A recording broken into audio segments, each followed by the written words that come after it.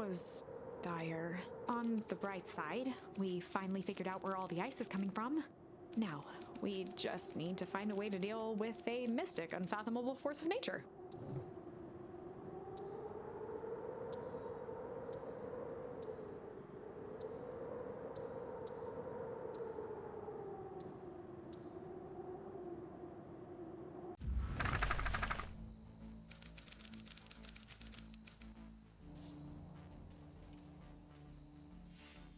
Luca drew himself up and decided to take the only option they had left. Flight. He squinted down the barrel of the mission control defense cannon, aiming it through an opening in the dense tree branches.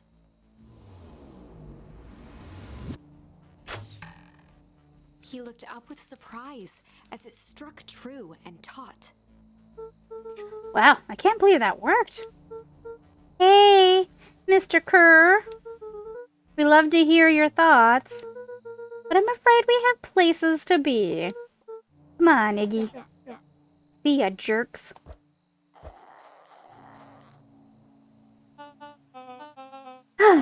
Fine, we know where that leads them.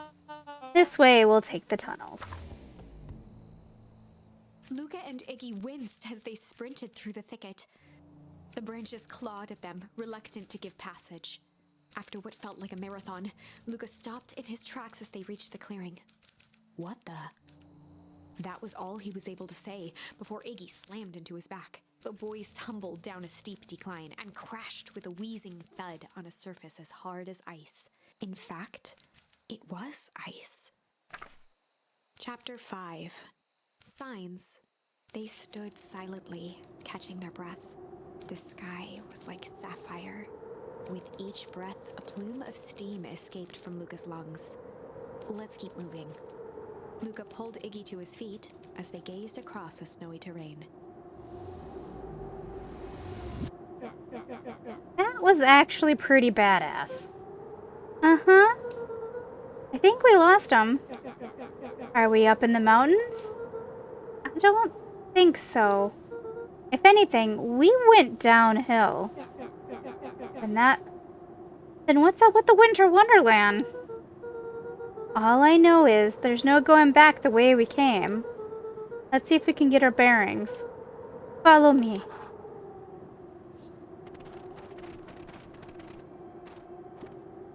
What's the readout? Sitting just above 258 Kelvin. That's down a bit from last time. To report this to Mr. Kerr?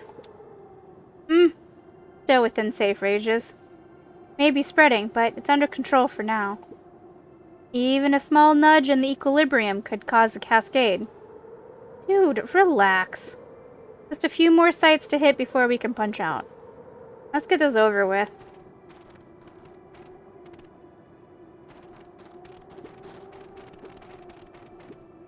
What's all this?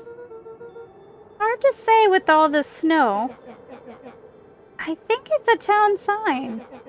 I can almost make out the letters under there. What town could this even be? There couldn't be another town this deep into Weepwood.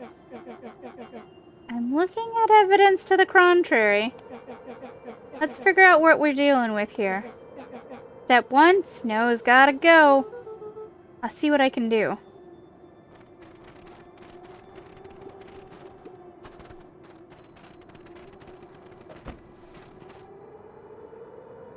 The boys stared in disbelief at the sign that now clearly read, "Welcome to Beacon Pines." This doesn't make any sense. We're in Beacon Pines? How's that possible? We ran away from town. How did we get back here? I guess we got turned around?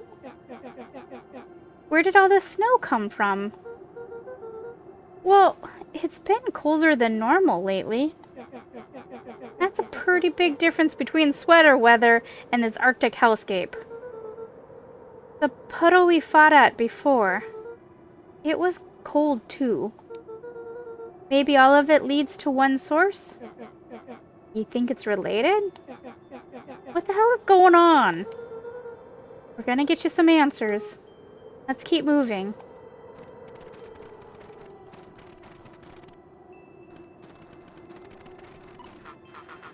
Luca? Luca, are you there? Luca had almost forgotten the walkie-talkie he was carrying. That bozo Kerr. I hope nothing bad has happened to you out in those woods. Luca looked at Iggy with hesitation. No need to be rude. With a resigned sigh, Luca responded. Seems like the only dangerous thing in the woods is you. He speaks! The young man of the hour. Now, how in tarnation did you end up with one of our radios? Just lucky, I guess.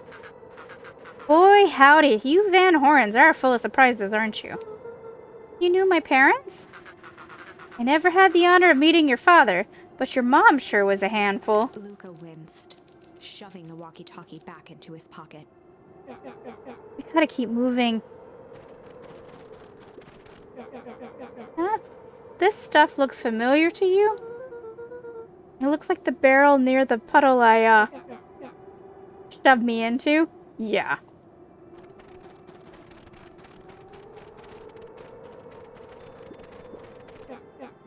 It's all frozen. Looking down at the frozen stream, Luca could faintly see a school of minnows encased in the ice.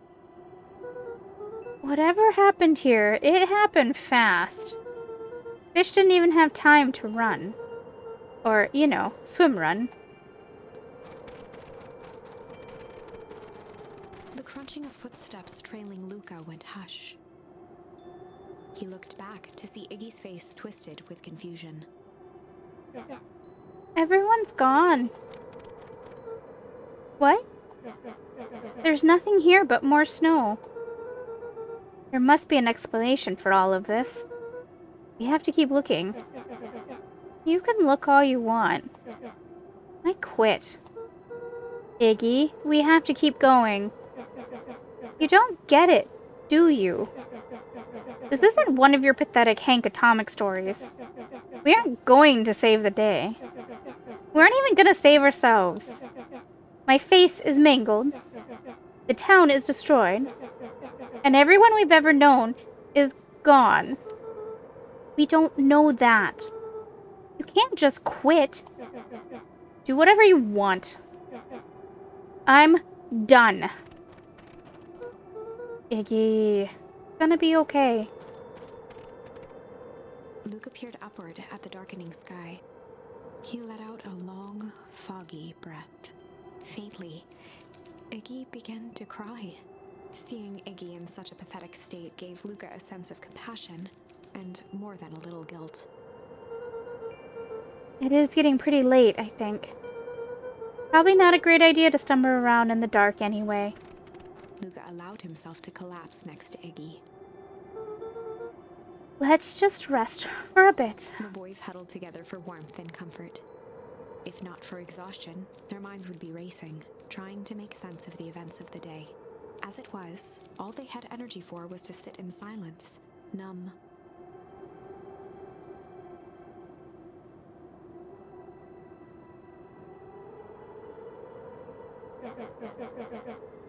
The way the snow covered everything over, it's kind of calming. Yeah. I haven't had time to say it, but thanks. Huh? For getting us away from those creeps. I sort of froze up back there. Iggy, I should be the one apologizing. This all happened because I lost my temper. Nah, that's bull hockey. First of all, you didn't know what that gunk would do. You didn't, right? Of course not. And second, stop with this baloney about losing your temper. But I did lose my temper. Iggy motioned sarcastically to his half-deformed face. Obviously. But that's exactly what you should have done. Huh? I was being a horse's ass. You were supposed to be a horse's ass in response. That's how it works. Iggy, I'm having a hard time following. You wanted me to fight you? Of course! Geez, you goody-goody types take forever to understand this very basic point. Why would you go around saying cruel things, trying to get into fights? Iggy shrugged. It's something to do. You're an asshole because you're bored? Sometimes I just feel empty. You wouldn't understand. You and Rolo are always having a blast together. Laughing and calling that dinky little treehouse mission control. Iggy now wept openly. Perfect little Luca Van Horn. With his perfect little life. My life is not perfect.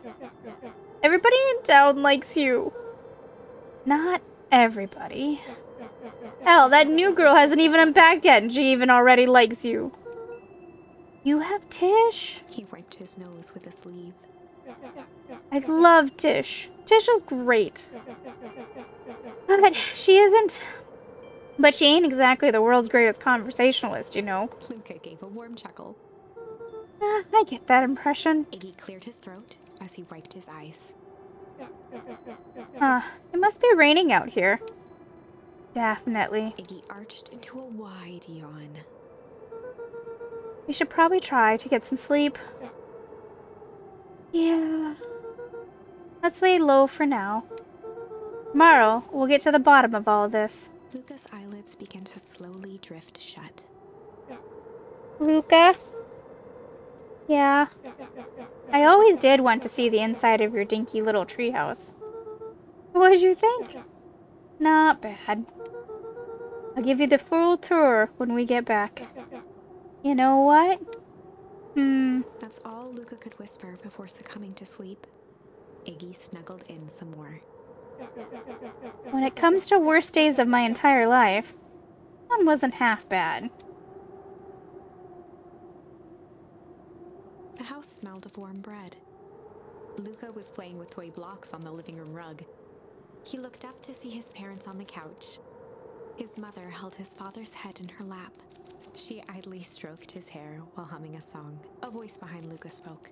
"This is how you remember them, huh?" Luca turned to see his own face. The doppelganger from his dreams, still clad in a yellow hazmat suit, still carrying a look of disdain behind empty eyes.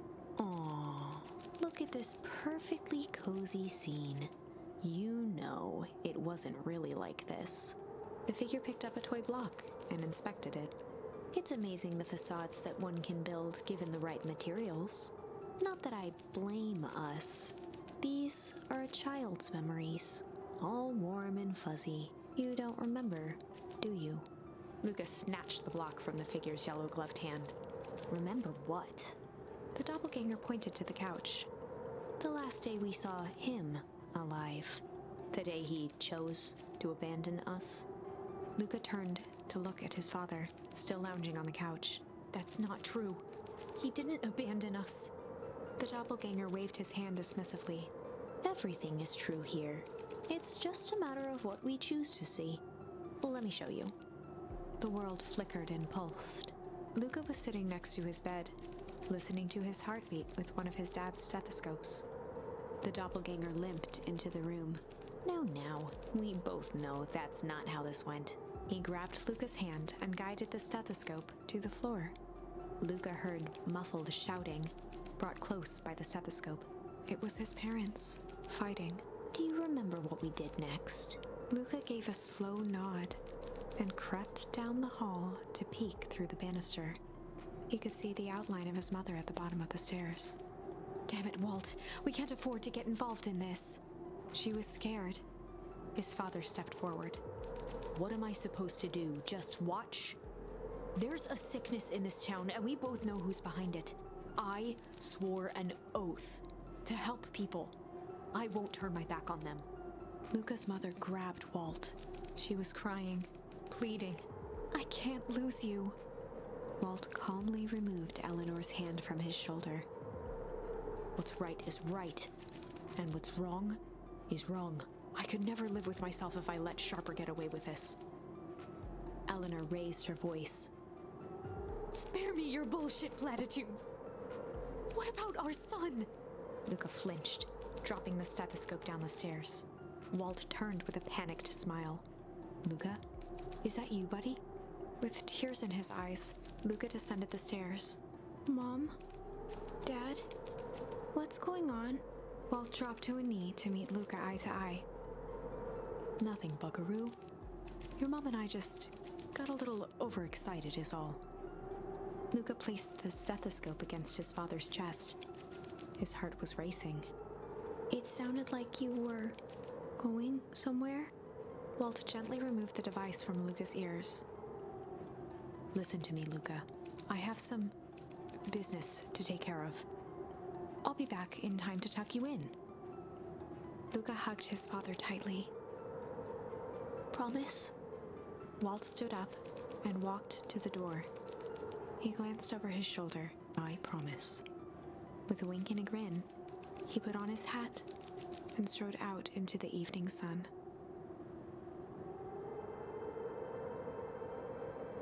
A figure approached soundlessly from the foggy snowfall. It stood above them, lingering in contemplation.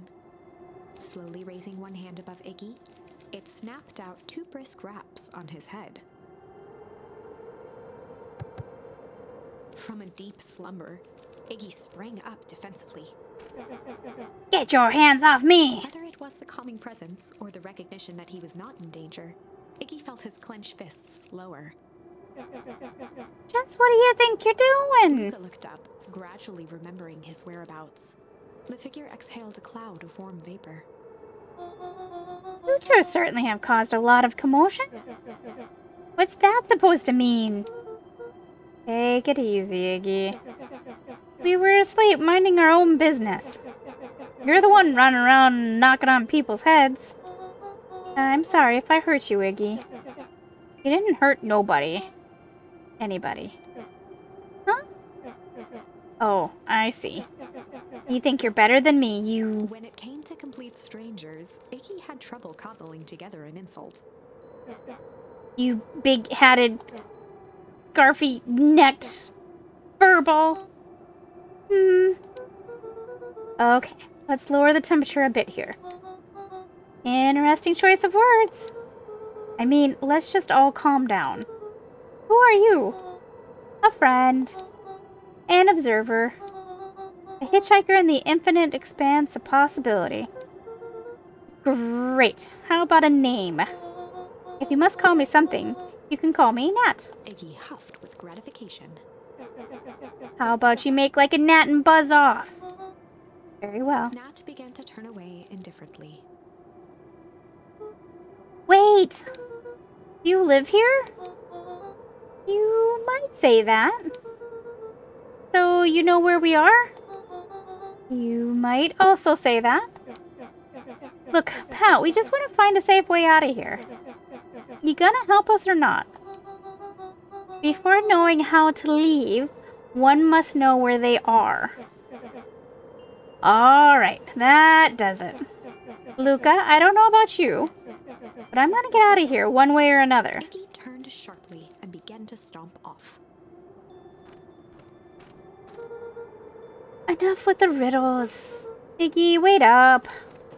Realizing he'd worn their patience then, Nat relented. Very well, I suppose this isn't the time for metaphors. I'll show you how to get back home. Luca and Iggy turned around with hope in their eyes. Come here. Nat took a deep breath in. Close your eyes. Nat exhaled slowly, then snapped his fingers. Okay, open them. For a brief moment, Luca and Iggy let themselves believe that some great magic was about to unfold, until they opened their eyes and found themselves in the exact same place, cold and disheartened. This is your home. This is Beacon Pines. Look, Nat, we don't know how we got here. Maybe we stumbled through some time travel gate in Weepwood. Or we teleported to some alternate universe. Or this is all just some cruel experiment by Kerr and his goons.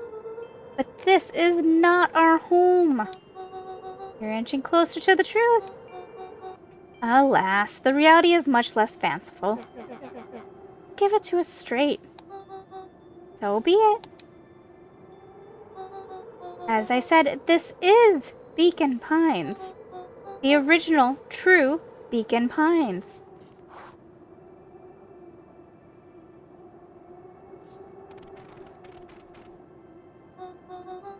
You both grew up here. But the town you've called your home for the past several years is a replica.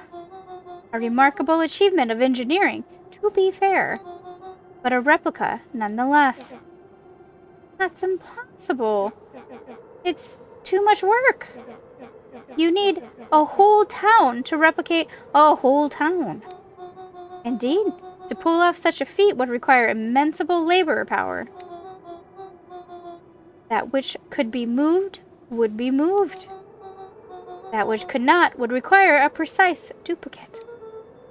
We would have noticed. Someone would have noticed. You'd think so, unless the auditing was impeccable. A mind-numbing attention to detail. As for the innumerable trivialities which complete the tapestry, well, you can leave that to this miraculous thing we call a brain. It has a real aversion to discontinuity, a revulsion even. The brain has a wonderful way of smoothing out the rough edges, keeping us sane. Luca and Iggy looked around uncomfortably. So you're saying that someone made an entire new town and moved us all and no one noticed? Precisely. But why? Why is the one question that can never be answered with certainty. The best one can do is to uncover. Nat narrowed his eyes, furrowed his brow, and uttered, The source? Why'd you say the source like that? Why, indeed. Luca began to laugh uncomfortably. It's all ridiculous. There's no way they could. He looked down at his feet. His eyes started back and forth in contemplation. With a sudden pain, a thought struck him. If this really is home. He sprinted off into the pale distance. As Iggy turned to follow, Nat called out, Iggy, it's not too late to turn back. Simple head west through Weepwood.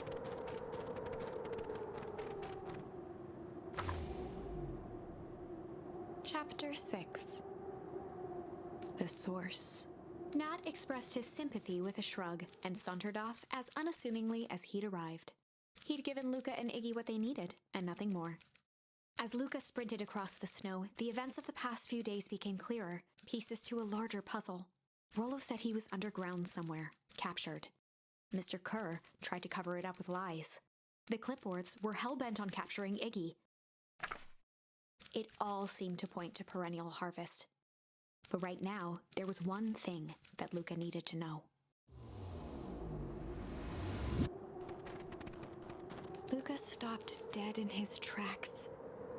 The tree was gone, uprooted and moved, leaving a raw gash in the earth. He dropped to his knees and dug wildly at the cold snow. His numb hands hit something hard, a headstone. A dry whisper escaped Luca's lips. You're here.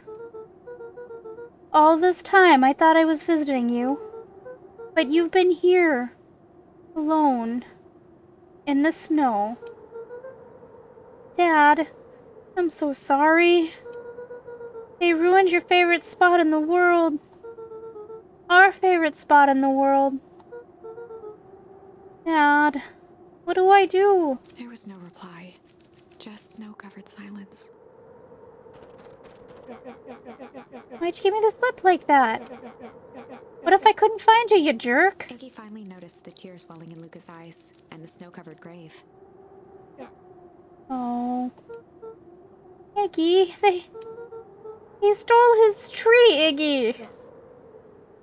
Yikes. Suddenly, they heard the crunch of approaching footsteps in the snow. We gotta hide.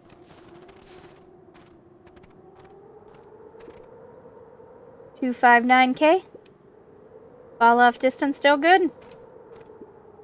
Dude, did you hear me? I said 259. How scary. You ever think about what we did here? We saved a whole town of people.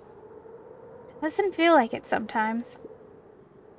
What about everything we left behind? That's the grave of someone with a family. The people who love them will never know the truth. The truth is overrated. He bent down to scoop up a snowball and lobbed it playfully. Hey! Don't be such a downer, dude. We took this job to change the world. Yeah. Come on. It's almost lunchtime. Ah, weirdo.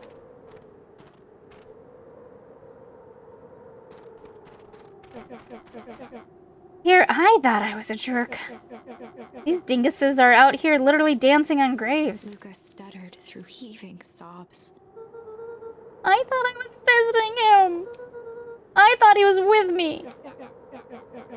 Not gonna lie, that's a bad break. Here's some He advice. gave Luca a solid smack on the back of his head. Hey! Who's any of this helping? What? Sitting here in the snow, crying like some pushover. Who you helping? Iggy, look what they did! They lied to everyone! Blah, blah, blah. Luca Van Horn, you're a lot of things, but you ain't no pushover. What did I tell you before? When some jerk comes at you acting like a horse's ass, I should stand up for myself. Hell yeah! Her and his merry little band of clipboards pulled off the switcheroo for a reason, right? Nat mentioned something about a source. Luca wiped his eyes with a sleeve. Whatever's at the source must be awfully valuable to Perennial Harvest. Sure would be a shame if something unfortunate were to happen to their precious source, wouldn't it? What do you have in mind? If it's small enough to steal, we snatch it. If it's too big to snatch, we smash it. And what if it's too big to smash? Iggy flashed a mischievous smile and cracked his knuckles. I'm always up for a challenge. I'm gonna make this right, Dad. I promise. Let's do this.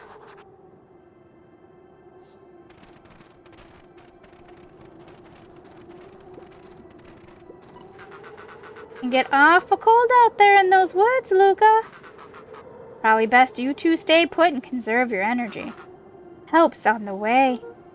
Where's Rollo? Where's my mom? Did you kill her? Oh, heavens, no. Do I seem like a killer to you? Iggy and Luca shared a skeptical look. Well, do I? Aw, shucks, now that hurts my feelings. Screw that guy.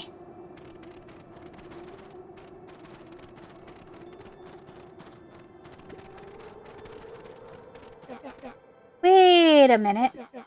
If this is the original town, then that means... Iggy darted behind a large pine and began digging furiously. He emerged holding a shoebox with a crude skull painted on its lid. What's that? Long story.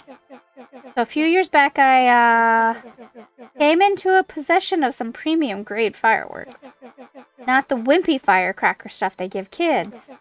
The good stuff. Well, why'd you bury it under a tree? That's the long part of the story. You and Rollo were doing chores at Rollo's chicken coop. And you guys pissed me off for some reason or another. Luca rolled his eyes with realization.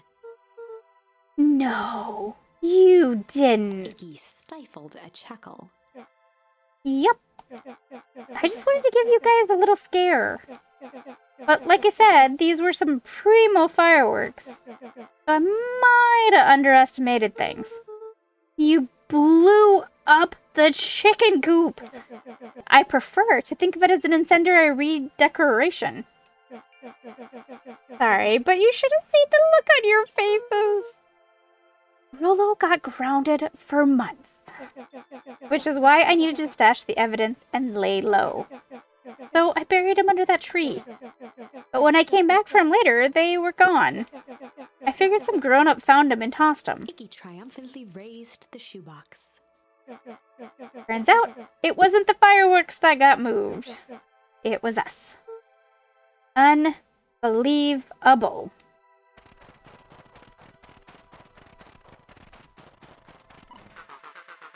Do you think this is a game?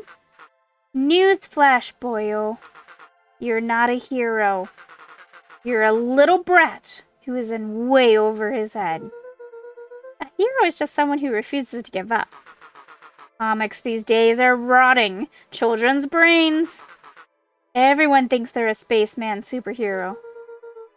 I was always partial to Hank Atomic myself. Is that so? You really think you have a chance against us?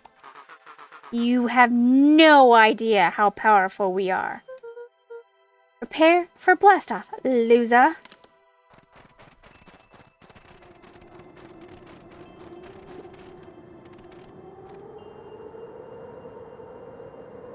Luca and Iggy inched up to the edge of the hole with bewilderment in their eyes. Arctic air breathed out of the cavern in heaving gusts. Echo! Echo! Echo! Echo! Whoa! I can see why they wanted to move us all out of town now. But why would they dig a giant hole? I think this is it. This is the source? It's a dang hole? How do we smash a hole? Oh, it's much more than that, my annoying little friend. Purr. Where's Rolo? He wasn't lying before. He's safe. Well, safer than you two, at least. Drat, it's cold. You just had to drag me all the way out here, didn't you? Mr. Kerr gazed down the abyss in contemplation. It really is something, isn't it? What did you do to our town? What is all of this? Well, that's a doozy of a question. This is the source where they collect the unrefined, Kerr scratched the back of his head. Honestly, boys, I don't understand any of this well enough to explain it. Fact of the matter is, I'm not paid to know. What do you mean you don't know? Ain't you in charge? Oh, heavens no. My role is merely to flash a winning smile and manage various complications. Complications like us? You are a smart boy! His face contorted into a saccharine grin. It really is nothing personal. Some people are destined to strive for greatness, and others are simply obstacles along the way. Seems like you were destined to be a creepy lackey. The point is that we all play our part in life. Mine just happens to be a lead in the role of a lifetime. And you happen to be extras ready for your curtain call. We aren't giving up without a fight. Your smile's not going to be so winning after we're done with you. Now, boys, there's no need for melodrama. It makes even a professional such as myself embarrassed for you. Let's change the mood a bit. Kerr snapped his fingers. Scene change.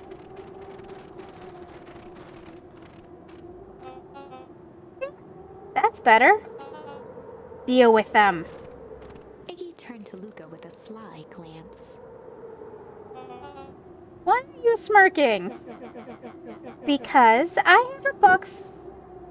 Because I have a box full of fireworks and you don't. Iggy waved the box into the air, threatening to drop it down the hole. Stop. Let's not do something regrettable. Joke's on you. Regret is one of my specialties. Out of curiosity, what would happen if I threw these in your precious hole? Nothing. Nothing at all. You're a terrible liar. I'll have you know, I'm an exceptional liar. That's far enough. He plucked a single bottle rocket from the box and held it up with reverence.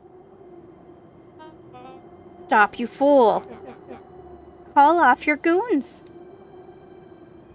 After a long pause, Mr. Kerr flung up his hand with frustration. Very well. You all can head back for the night. It's been a long day. I'll handle these two from here. Mr. Kerr sighed into the frigid air. It's just us now, Iggy. You can put that down. What, like this? With a nonchalant flick, Iggy tossed the firework into the hole.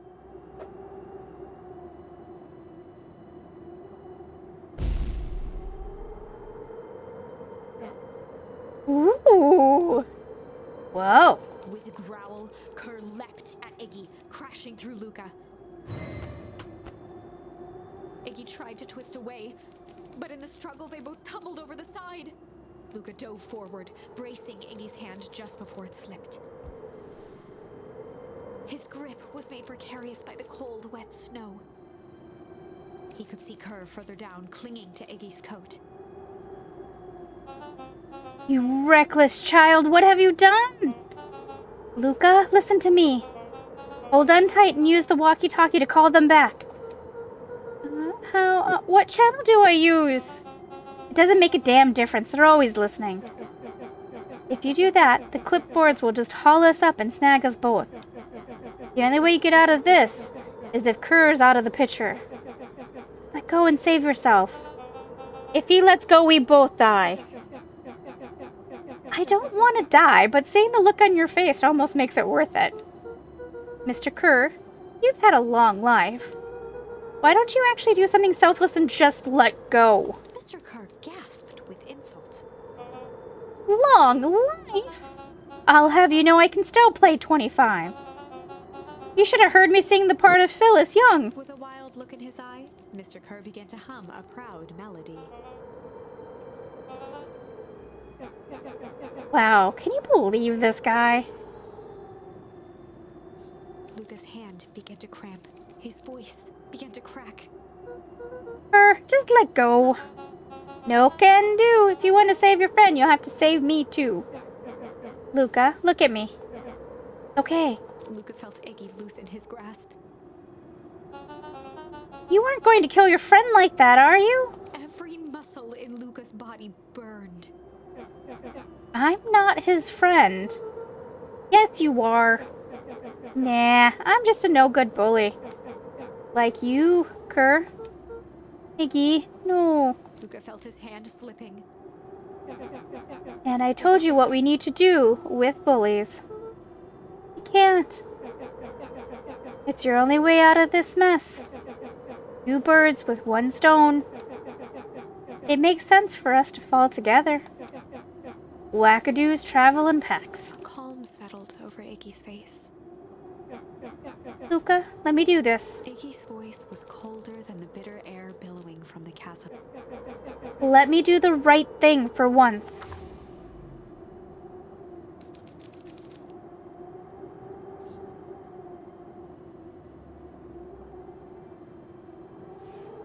Luca had no choice but to refuse Iggy's request. He tightened his grip and reached for the walkie-talkie in his pocket.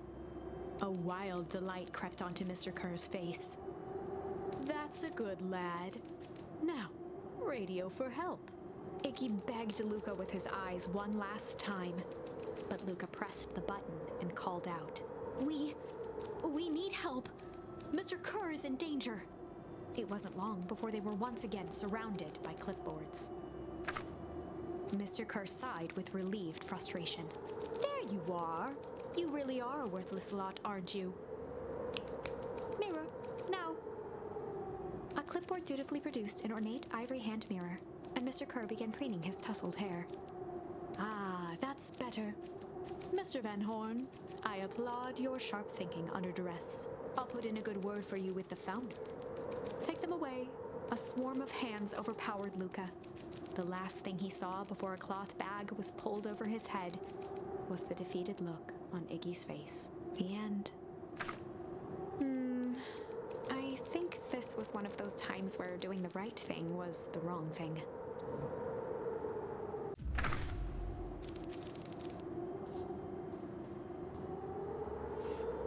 Luca had no choice but to accept Iggy's request. With a quiet blink, Luca watched a teardrop sail down into the howling void. As his fingers slowly gave up, he met eyes with Iggy. Good.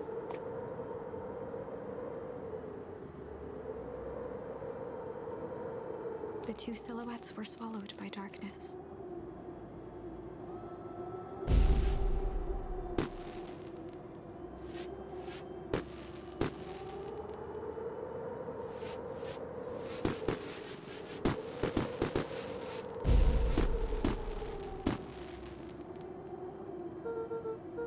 Hell of a goodbye, Iggy.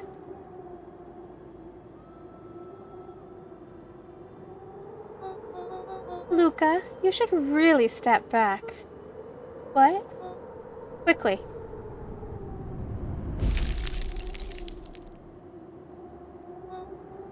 Curious. Ah, but of course. Those fireworks of Iggy's must have just the right amount of energy. When should get out of here before perennial harvest arrives? Not until you tell me what just happened. Your friend's sacrifice just saved this town. For a little while, anyway. How?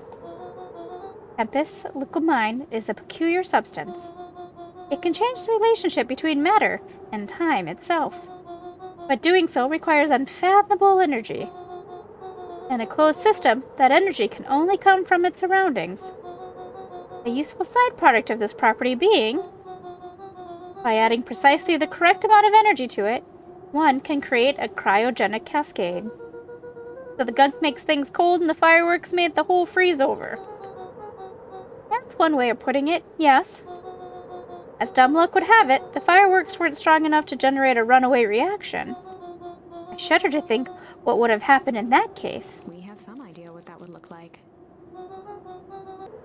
It will take them a good while to safely break through and access the source again. If you know all this stuff, why haven't you been helping? I have been, in my way. Each one of us has our role to play.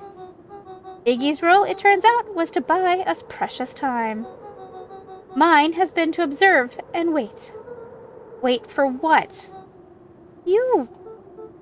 Me? Why? What's my role? A fierce twinkle flashed in Nat's eyes. Luca Van Horn. You are going to save the world. With a chuckle, Nat turned and walked west. Dumbfounded, Luca followed behind him, trudging through the snow. Every step taking him further away from everyone and everything he knew, and closer to destiny. To be continued in Beacon Pines, Pines Harder. Revenge served cold. Second time's a charm? Wait, that's it? This ends with a crummy cliffhanger just when it was getting good? I was even starting to like Iggy. No way. I refuse to be associated with some never-ending parade of sequels.